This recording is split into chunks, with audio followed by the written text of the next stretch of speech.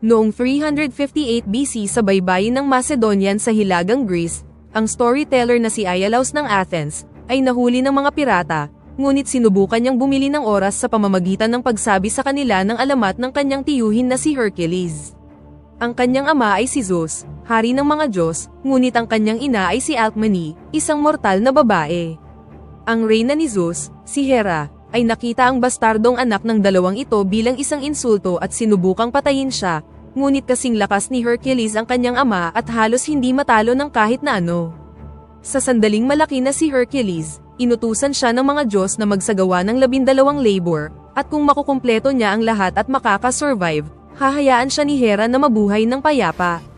Nakipaglaban siya sa makapangyarihang mga halimaw tulad ng Hydra, ang Erymantian Boar, at ang Nemean Lion, na ang balat ay napakatigas. Walang sandata ang kayang tumagos dito, kaya tinalo ito ni Hercules gamit ang kanyang mga kamay. Ang mga pirata ay hindi humanga sa kwento ni Iolaus, at hindi naniwala sa kahit na isang salita na kanyang sinabi. Ngunit sa sandaling yun, dumating si Hercules upang iligtas siya, suot ang balat ng leon sa kanyang ulo. Hindi natatakot ang mga pirata dahil 4 na po sila, ngunit walang kabuluhan ang mga numero, dahil kayang makipaglaban ni Hercules sa maraming lalaki ng sabay-sabay. Bukod pa rito, hindi siya nag-iisa, kasama niya ang kanyang koponan. Nariyan si Amphiaraus ng Argos, ang magnanakaw na si Autolycus ng Sparta, ang mabangis na mandirigma na si Tydeus ng Thebes, at ang Amazon archer na si Atalanta ng Scythia. Nang magkakasama, madaling natalo ng grupo ng mga mersenaryong ito ang mga pirata, at matagumpay na nailigtas si Iolaus. Matapos bilangin ang mga ulo na kanilang ipagpapalit para sa pera, sinabi ni Autolycus kay Iolaus na dapat niyang i-exaggerate ang kwento ni Hercules ng higit pa, upang maniwala ang mga tao. Nang si Amphiaraus ay nakatanggap ng isang pangitain mula sa apoy, sinabi niya sa grupo na isang leon at isang uwak ang bubuo ng isang kakaibang alyansa, at lalaban sa isang dagat ng mga katawan. Makalipas ang ilang sandali, ang grupo ay pumunta sa isang tavern upang ipagdiwang ang kanilang tagumpay. Sinabi ni Hercules kay Autolycus ang tungkol sa pagnanais na magretiro at mamuhay ng mapayapa, kasama si Tydeus dahil siya lamang ang nakakakontrol sa kanyang galit. Nang hindi inaasahan, tumahimik ang tavern nang pumasok ang isang grupo ng mga sundalo sa lugar at dinala si Prinsesa Argenia ng Thrace, na humiling kay Hercules at sa kanyang pangkat na sumama sa kanya sa palasyo upang marinig ang proposal ng kanyang ama, na nangako ng malaking bayad na ginto. He will pay your weight in gold. Napansin ni Iolaus na may uwak ang mga shield ng mga gwardya, at dahil ang simbolo ni Hercules ay isang leon, tugma ito sa prophecy ni Amphiaraus. Where are we going? Pagdating nila sa palasyo, hindi mapigilan ni Hercules na makita ang isang malaking grupo ng mga refugee sa likod ng mga pader. Malugod silang tinanggap ni General Cteocles, pinuno ng Thracian army, na mukhang hindi masyadong masaya sa presensya ni Hercules. Binati din siya ng anak ni Argenia na si Arius, na isang malaking tagahanga ni Hercules at alam ang lahat ng kanyang mga kwento. Habang umaakyat sila sa hagdan patungo sa loob, naalala ni Hercules ang isang insidente 3 taon na ang nakakalipas, nang patayin niya ang isang Hydra, na nabunyag na isang grupo lamang ng mga lalaki na nakasuot ng lizard-like helmet, para kay King Eurystheus ng Athens, na nagdeklara sa kanya bilang isang bayani sa harap ng malaking madla, na isinisigaw ang kanyang pangalan. Biglang naging maasim ang alaala nang ipakita ang imahe ng kanyang asawa at mga anak na pinapatay, at sinubukan ni Hercules ang kanyang makakaya na wag itong pansinin at mag-focus sa kasalukuyan. Ang grupo ay nakipagkita kay Lord Cottus, ang kasalukuyang pinuno ng Thrace, na tinukso si Amphiaraus dahil hindi niya nakikita ang karamihan sa hinaharap maliban sa sarili niyang kamatayan, at hinusgahan ang mga kasanayan ni Atalanta batay sa kanyang kasarian, ngunit mabilis niyang pinatunayan na mali siya sa pamamagitan ng pagpana sa mga helmet mula sa mga kamay ng mga gwardya. Inimbitahan niya silang kumain ng hapunan kasama nila at ipinaliwanag ang kanilang mga problema, kung saan ang bansa ay nasa gitna ng civil war laban sa isang warlord na nagngangalang Rhesus, na pinaniniwala ang may hukbo ng mga sentor. Ipinakita ni Cottus kay Hercules ang lahat ng mga refugee na dumarating araw-araw pagkatapos sunugin ni Rhesus ang kanilang mga nayon, at nagkomento sa katotohanang namatay ang karamihan sa kanyang mga sundalo, at ang kanyang kasalukuyang hukbo ay binubuo na lang ng mga magsasaka. Sa pagitan niya at ng kanyang anak na babae, binigyan nila si Hercules ng talumpati tungkol sa pagdadala ng kapayapaan sa bansa na nakatulong upang kumbinsihin siya na tanggapin ang trabaho. Nang sumunod na araw, sinimulan ni Hercules at ng kanyang koponan ang pagsasanay sa mga sundalo ng magsasaka, simula sa pagsubok ng kanilang shield wall. Every last one of you. Dead? Very dead. Lock your feet in the ground. Makalipas ang ilang oras, muling nakipagkita si Hercules kay Kotos, na may impormasyon tungkol kay Rhesus salamat sa isa sa kanyang mga scout na si Phineas. Aatakihin ng warlord ang Bessie tribe sa loob ng 6 na araw, at gustong kunin ni Kotes ang pagkakataong magmarcha at pigilan siya roon bago pa siya makapagdulot ng mas malaking pinsala. Hindi sinang-ayunan ni Hercules ang ideya, na iginiit na ang hukbo ay nangangailangan ng mas marami pang oras upang magsanay, ngunit hindi nakinig si Kotes at sinabihan siyang maghanda dahil magmamarcha sila sa susunod na araw. Kinagabihan, napansin ni Hercules si Arius na palihim na pumunta upang tingnan si Tydeus, na natutulog na nakagapos sa isang karwahe, at halos masaktan na siya nang lumapit siya dito. Inilayo ni Hercules ang bata doon at ipinaliwanag na ipinanganak si Tydeus sa digmaan at nang matagpuan niya ito, mas hayop siya kaysa sa tao. Nakakita siya ng isang bagay na labis na nakatrauma sa kanya, na naging dahilan para hindi na siya magsalita at dinadalaw ng kanyang trauma gabi-gabi, ngunit itinuturing pa rin siya ni Hercules na kanyang pinakamatapat na mandirigma. Pagkatapos ay ibinalik na ni Hercules si Arius kay Eugenia, na nagtatrabaho sa ospital. Pagkatapos silang mawala ng napakaraming manggagamot, tinuruan niya ang sarili ng sining ng pagpapagaling upang makatulong sa anumang paraan. Bago umalis, iniregalo ni Hercules kay Arius ang ngipin ng Nemean Lion, at sinabi na ito ay dapat na regalo para sa sarili niyang mga anak. Kinabukasan, naghanda na ang hukbo para magmarcha, at nakita ni Hercules na nakatago si Iolaus sa mga sundalo, na nagbabalak ding lumaban. Ipinaalala niya sa kanya na isa siyang storyteller at hindi isang mandirigma, bago siya ipinadala sa karwahe kasama ni Lord Kotes. Nang magkakasama, umalis na sila patungo sa nayon ng Bessie. Gayunpaman, nang makarating sila sa nayon, natuklasan nilang huli na ang lahat, nang galing na dito si Rhesus at winasak ang lahat, at ang dagat ng mga katawan ay tumutugma sa pangitain ni Amphiaraus. Gayunpaman, merong kakaiba dito, dahil habang ang ilan sa mga katawan ay malinaw na nabubulok na sa loob ng ilang araw, may iba naman sa lupa na sariwa pa. Ang mga katawang ito ay ang mga biglang gumising at umatake sa kanila, dahil ito ay isa lamang bitag. We walked into a trap. Sa pag-aakalang ang Bessie tribe ay nasa ilalim ng kontrol ni Rhesus, nanawagan si Hercules para sa isang shield wall sa paligid ni Kotes, habang siya at ang kanyang koponan ay makikipaglaban. Nais siyang hamunin ng one-on-one ng pinuno ng tribo, kaya upang lumikha ng isang ilusyon na maaaring samantalahin ni Iolaus sa kanyang pagkukwento, I think he wants a challenge. binali ni Hercules ang dulo ng isa sa mga palason ni Atalanta, at nang makalapit ang pinuno ng tribo, sinaksak niya ito sa noo, na para bang napatay niya ito gamit lang ang isang suntok. Ang kaganapang ito ay nagbigay inspirasyon sa hukbo, at pinaniwala sila na nasa panig nila ang mga Diyos. Dito na nagsimula ang tunay na laban. Ang pangkat ni Hercules ay pumatay ng napakaraming tribesmen hanggat maaari, ngunit napakarami nila at hindi nagtagal ay na-breach na nila ang shield wall.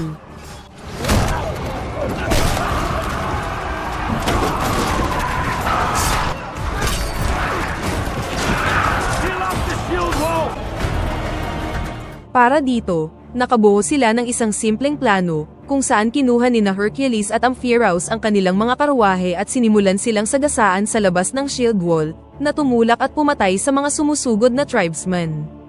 Ginamit ng natitirang mga sundalo ang pagkakataong ito para sumugod, ngunit na-realize ng mga tribesmen na talo na sila at tumakas. Wala kahit saan si Rhesus, bagamat isang kakaibang hugis ang makikitang nanonood mula sa malayo. Sinabi ni Hercules kay Kotes na ang pagkawala ng kalahati ng kanyang hukbo ay kasalanan din niya, dahil binalaan niya siya tungkol sa mga magsasaka na hindi pa handang lumaban, at tinanggap ni Kotes ang pagbibigay sa kanya ng mas marami pang oras para sa pagsasanay. Samantala, gustong patayin ni General Cytacles si Phineas dahil sa pagdala sa kanila sa isang bitag, ngunit pinigilan siya ni Autolycus at ipinahayag na siya na ang mamamahala sa mga scout mula ngayon, bagamat binantaan niya si Phineas na wag nang gumawa ng isa pang pagkakamali.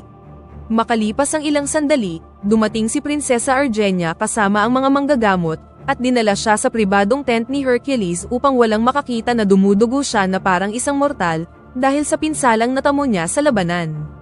Pagkatapos siyang iwan upang makapagpahinga, si Hercules ay nanaginip ng isang lumang alaala kung saan ipinakita ang kanyang asawa at mga anak, ang kanyang mga kamay na puno ng dugo, at ipinatapon siya ni King Eurystheus sa labas ng bansa sa halip na patayin siya upang mabuhay siya ng may pagsisisi sa pagpatay sa kanyang pamilya.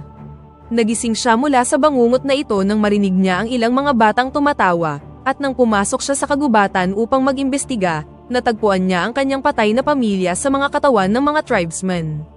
Kinakain sila ng isang asong may 3 ulo, ang Cerberus, at naghanda na si Hercules na labanan ito, ngunit lumitaw si Titus sa kanyang likuran at ibinalik siya sa realidad, na nagpaunawa sa kanya na nag-i-imagine siya ng mga bagay-bagay. Nang sumunod na araw, alam na kaagad ni Amphiaraus kung ano ang nangyari kay Hercules dahil hindi ito ang unang pagkakataon, at pinayuhan siya na kailangan niyang tapusin ang huling labor na ito at harapin ang hayop upang makahanap ng kapayapaan. Gayunpaman, sa tingin ni Hercules ay nababaliw na siya. Habang busy ang dalawang lalaki sa pakikipag-usap, nilapitan ni Prinsesa Eugenia ang natitirang bahagi ng koponan upang makuha ang katotohanan sa likod ng mga haka-haka. Ipinaliwanag nila sa kanya na walang nakakaalam ng katotohanan, dahil natagpuan nila si Hercules isang araw na nag-iisa kasama ang mga katawan ng kanyang pamilya na nakapalibot sa kanya, ngunit wala siyang naaalala. Sa bawat isa sa kanyang mga pakikipagsapalaran, nahanap niya ang isa sa mga miyembro ng koponan at nagpakita ng pakikiramay sa bawat isa sa kanila na nakakuha ng kanilang katapatan. Napakahusay niya sa kanyang mga ginagawa, walang makapaniwala na maaari siyang maging mortal, at nagpasya lang ang koponan na sabayan na lang ang mga kwento upang matulungan silang makakuha ng trabaho. Iniisip nila na ang nangyari sa kanya ay marahil dulot ng blood rage, isang karaniwang paghihirap na bumabalot sa isipan ng mga mandirigma. We call it the blood rage. Mula sa araw na yun, inilagay ni Hercules at ng koponan ang hukbo ni Cotes sa ilalim ng napakahigpit na pagsasanay. Binigyan sila ng baluti at mga sandata na kumokopya kay Hercules, at nagturo ng mga sining ng sibat, busog at palaso, espada, at hand-to-hand combat. Sa huli, nagawa nilang makabuo ng isang shield wall na hindi kayang masira ni Tydeus. Sa lahat ng oras, si Iolaus ay nanunood mula sa isang tagong lugar, nagsasanay ng palihim. Isang araw, bumalik si Phineas na may dalang bagong intel. Si Rhesus ay malapit sa Mount Astacus kasama ang isang hukbo ng mga centaur, at nais ni Hercules na labanan siya doon bago siya sumulong sa kanilang teritoryo. Maaaring mapanganib ito dahil ang kagubatan ay kayang pabagalin ng mga karwahe, ngunit siya ay merong plano. Nakalulungkot na ibinahagi ni Amphiaraus na hindi niya masabi kung mananalo sila o hindi, ngunit alam niyang mamamatay siya sa loob ng 1 linggo. Makalipas ang ilang araw, nang handa na ang hukbo sa pakikipaglaban, nakarating sila sa Mount Astacus, ngunit wala silang naabutang mga kalaban sa kampo. Ilang sandali pa, dumating ang hukbo ni Rhesus at habang papalapit sila, Centaurs! They're real! natuklasan nilang hindi sila mga centaur, kundi isang grupo lamang ng mga lalaki na nakasakay sa mga kabayo, na lumilikha ng optical illusion gamit ang araw. Centaurs? Dumating si Rhesus upang makipag-usap kay Cotos kasama si Phineas sa kanyang tabi, na talagang nagtatrabaho para sa kalaban sa lahat ng oras. Inutusan ni Rhesus si Cotes na sumuko ngunit tumanggi siya, at ang magkabilang panig ay naghanda na upang makisali sa labanan. Inilagay ng hukbo ni Cotes ang shield wall at inilabas ang mga watawat, ngunit ang mga unang umatake ay talagang si Atalanta at ang kanyang mga archer, na biglang sumulpot sa mga karwahe mula sa kagubatan at tinambangan ang mga kalaban.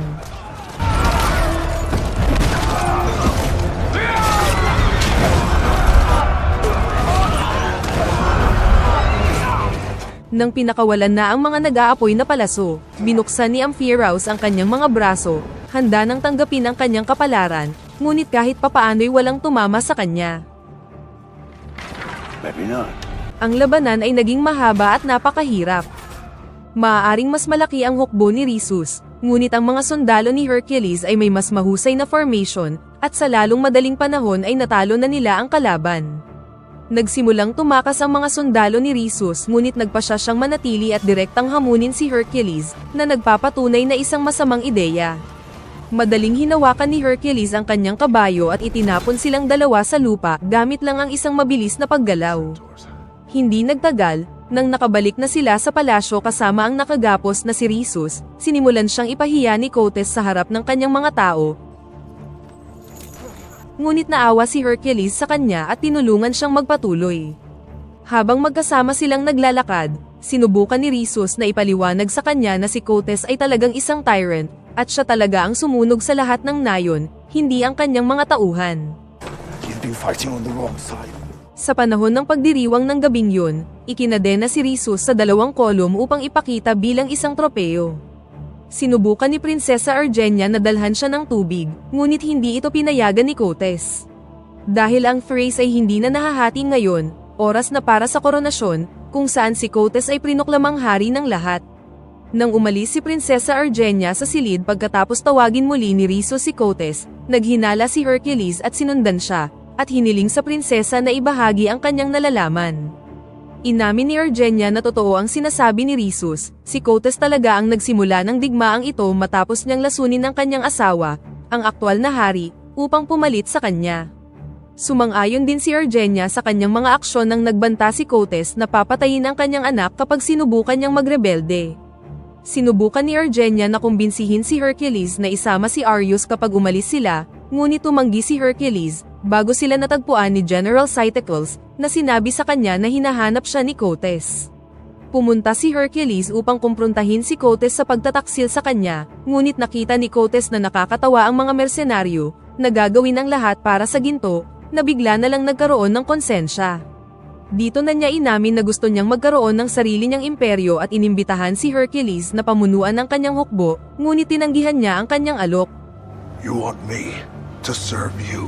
Bago pa uminit ang mga bagay-bagay, binayaran niya si Hercules at ang kanyang koponan kung ano ang napagkasundoan nila, bago sila pinaalis sa palasyo. Bring them the gold. Nang makarating sila sa kanilang mga karwahe, ibinigay ni Hercules ang kanyang pera kay Autolycus dahil gusto niyang manatili at iligtas ang Thrace. Never saw that one coming. Hindi niya inaasahan na mananatili ang koponan, at pinayagan silang lahat na umalis dala ang kanilang gantimpala at magkaroon ng magandang buhay. Gayunpaman, ipinaalala ni Atalanta na hindi sila sumusunod sa kanya dahil pakiramdam nila ay may utang sila sa kanya, kundi sinusunod nila siya dahil isang pamilya sila. Nagpa siya ang buong koponan na manatili at lumaban maliban kay Autolycus, na umalis dala ang lahat ng ginto matapos silang tawaging mga baliw. Ang grupo ay madaling nakalusot pabalik sa palasyo, ngunit hinihintay na pala sila ni General Cytacles at pinalibutan sila ng kanyang mga sundalo. Pagkatapos nilang ibaba ang kanilang mga sandata, sinabi rin niya kay Cotes na narinig niya si Argenia na nakikipagsabuatan kay Hercules upang ilayo si Arius sa kanya.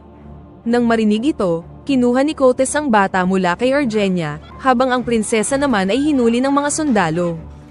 Sinubukan ni Arius na pumunta kay Hercules para humingi ng tulong, kung saan lihim niyang ibinalik sa kanya ang ngipin ng leon, bago siya hinila ni Cotes sa kanyang buhok. Pinatulog nila si Hercules habang sinusubukan niyang iligtas ang bata. Nang magising siya makalipas ang ilang oras, nakita niyang nakagapos siya sa pader at merong Cerberus sa kanyang harapan. Habang unti-unting lumiliwanag ang kanyang paningin, na-realize niyang 3 lobo lang pala ito, at parang pamilyar ang mga ito sa kanya. Pagmamayari sila ni King Eurystheus, na ngayon ay pumasok sa lugar kasama si Cotes dahil sila ay nagtutulungan sa lahat ng oras na ito, upang pamunuan ang kabuuan ng Greece ng magkasama.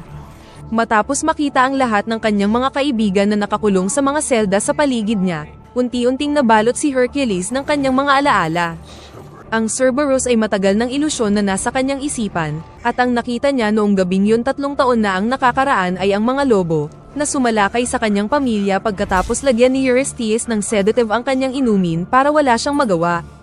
Inamin ni Eurystheus na totoo ito, at ginawa niya ito dahil hindi niya nagustuhan ang paraan ng pagtawag ng mga tao sa pangalan ni Hercules ng mas malakas kaysa sa kanya, na para bang isa siyang uri ng Diyos. Maaari itong maging banta sa kanyang kapangyarihan at kailangan niya siyang dispatsahin. Mabibili ang isang lalaking may ambisyon, ngunit ang isang tulad ni Hercules, na walang gusto, ay masyadong mapanganib.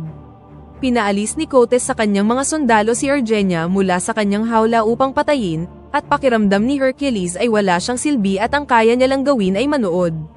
Gayunpaman, Nang ipaalala sa kanya ni Amphiaraus na lahat sila ay naniniwala sa kanya at dapat din siyang maniwala sa kanyang sarili, naalala ni Hercules kung sino siya at ginamit ang lahat ng kanyang lakas upang tanggalin ang mga chain mula sa dingding at iligtas si Argenia. Nang makita ito, si Cotes at ang iba ay nagmamadaling lumabas ng silid, at hinayaan ang mga lobo na atakihin siya, habang si Argenia naman ay ginamit ang axe na dapat ipangpatay sa kanya upang buksan ang mga pinto ng mga kulungan.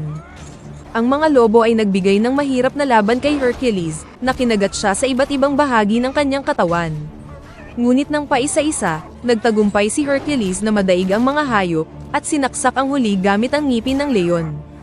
Ang kanyang huling labor ay sa wakas ay nakumpleto na. The final labor is complete. Pinalaya ni Argenia ang buong grupo at kinuha nila ang ilang armas na naiwan ng mga sundalo.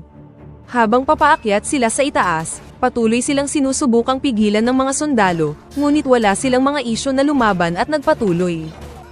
Nang ang isang nag-aapoy na sibat ay itinapon sa kanila, muling naisip ni Amphiaraus na dumating na ang kanyang oras at ibinukas ang kanyang mga kamay upang tanggapin ang kanyang kapalaran, ngunit pinigilan ito ni Hercules at pinatay ang sundalong bumato nito, Excuse me, that was my moment, my fate. na lumigtas sa kanyang matandang kaibigan.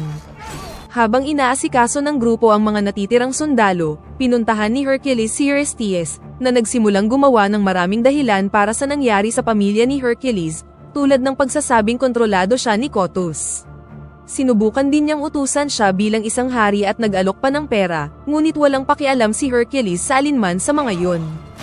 Hinawakan niya si Eurystheus sa kanyang leeg, itinapon siya sa trono at sinaksak siya ng sarili niyang punyal, na nagbigay hustisya para sa kanyang pamilya. Ask my family for forgiveness. Ang kanyang mga pag-iisip ay biglang naputol ng isang whip sa kanyang leeg. Ito ay si General Cytocles, na naghagis kay Hercules sa sahig at naghanda ng patayin siya, para lang sorpresang masaksak ni Iolaus sa likod. Matapos tawagin ang kanyang pamangkin na isang mandirigma, ang dalawa ay muling sumama sa grupo, na nagligtas kay Rhesus. Magkakasama silang umalis sa palasyo, ngunit natigilan sa sandaling makita nila si Cottus na naghihintay sa kanila kasama ang kanyang hukbo. Si Arius ay hawak ng isang sundalo bilang hostage, at nagbanta si Cotes na papatayin siya kapag hindi sumuko si Hercules. Nang hindi inaasahan, namatay ang sundalo dahil sa kutsilyong ibinato sa kanya. Lumalabas na ito ay si Autolycus, na bumalik para tumulong. Ngayong malaya na, tumakbo si Arius patungo sa kanyang ina habang nagsisimula ang isa pang labanan, at tumalon si Tydeus upang protektahan siya mula sa mga paparating na palaso. Ligtas na nakasama si Arius sa kanila, at nagawang patayin ni Tydeus ang karamihan sa mga archer, ngunit tinamaan din siya ng isang grupo ng mga palaso bilang kapalit. Habang ang iba ay pinapatumba ang mga apoy upang lumikha ng firewall sa pagitan nila at ng hukbo ni Cotes, kinuha ni Hercules si Tydeus at pinanood siyang mamatay pagkatapos niyang sabihin ang tanging salita na nasabi niya sa kanyang buhay, ang pangalan ni Hercules. Nagsimulang sumugod ang hukbo ni Cotes pagkatapos mamatay ang karamihan sa mga apoy, at isang paraan lang ang nakita ni Hercules para pigilan siya. Gamit ang kanyang pambihirang lakas, itinulak niya ang isang higanteng estatwa ni Hera mula sa base nito. Nabasag ito sa daan-daang piraso, na nagpatuloy sa pagdurog sa maraming sundalo, at itinulak si Cotes sa kanyang kamatayan. Nang patay na ang kanilang hari, isa-isang nagsimulang lumuhod ang mga sundalo para kay Hercules at binanggit ang kanyang pangalan, tinatanggap siya bilang kanilang bagong pinuno, at dito na nagtatapos ang pelikula. Pakipindot naman ng like button kung nagustuhan mo ang pelikula at kung hindi naman, pindutin mo ng 2 beses ang dislike button para lang makasiguro.